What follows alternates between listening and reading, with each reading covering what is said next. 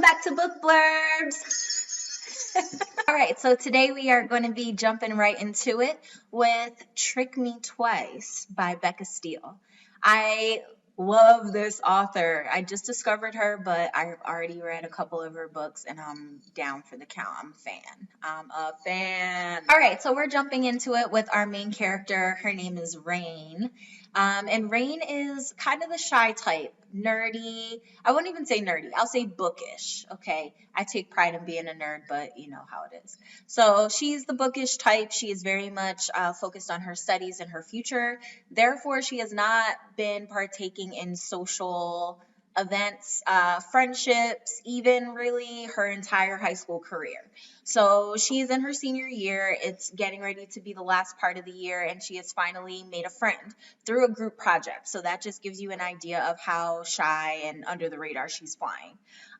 So essentially, Raine takes a dive off the deep end by listening to her friend and deciding that she's going to start to step outside of her comfort zone. They decide to go to a Halloween carnival, and Raine is supposed to dress the part. So she decides that if she's going to kick down this barrier, she's going to obliterate it, okay? So Honey shows up as Ivy, Poison Ivy from Batman, okay? So basically, sexy as hell. All right.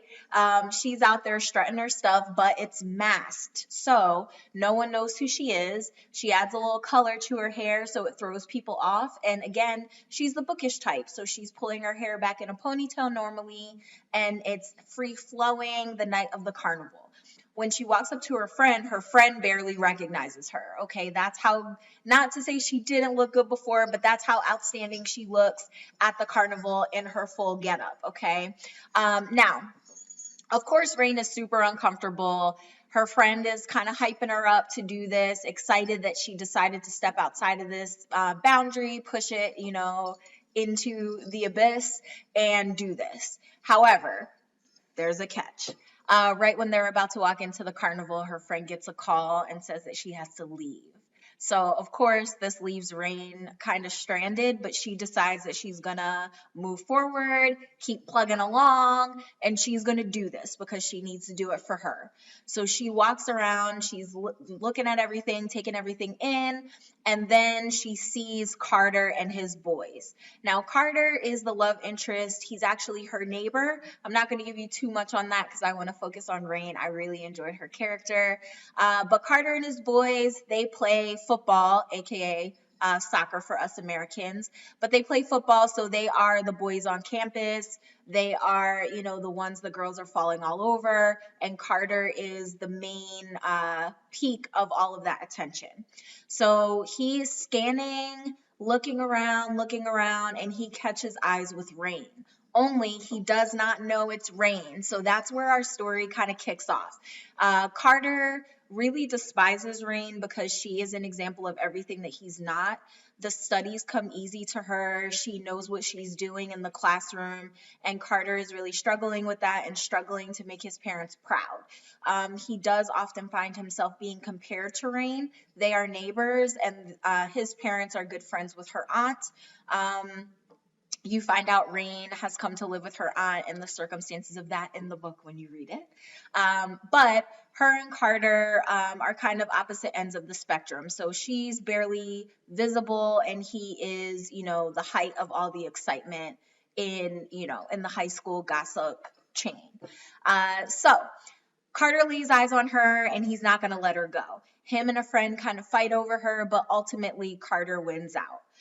Raine, however, tries to keep her identity concealed until the end of the night. She thinks she got away. She's home in her bed. She's excited that she made it out of that. And she can't believe that it was actually Carter that kind of made her heart flutter a little bit. She has a little bit of interest there. So Carter pops into her bedroom, okay?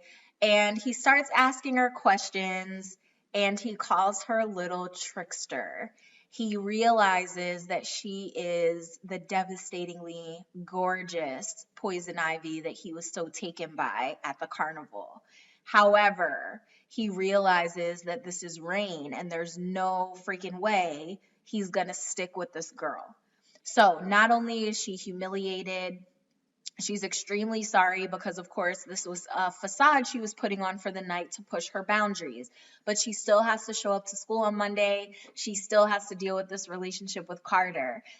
So as they're kind of moving through, it is a bully romance. So there are things that are going to happen to Raine as you're reading that are, some of it I was kind of like, damn, that sucks. Super uncomfortable. But in the end, I think that you'll really enjoy Raine as a character and Carter as her love interest. There's also another book that was a short, like 100-page read, super quick, just given an hour, if that. And it is about some of the supporting characters. So again, you still have some other storylines that are coming out of this, but this is the story that I personally would start with. I really enjoyed Raine, and Carter could not stop the rain. So enjoy Trick Me Twice by Becca Steele. There are some ins and outs in there. Of course, I don't want to spoil everything. I just want to give you a little tidbit, little taste. But let me know what you thought of it. I'm excited to hear and see your comments. And follow, subscribe, watch the other videos. Hanging out with me at Book Blurbs. Another shake of the sweater because, it's a holiday season. Bye.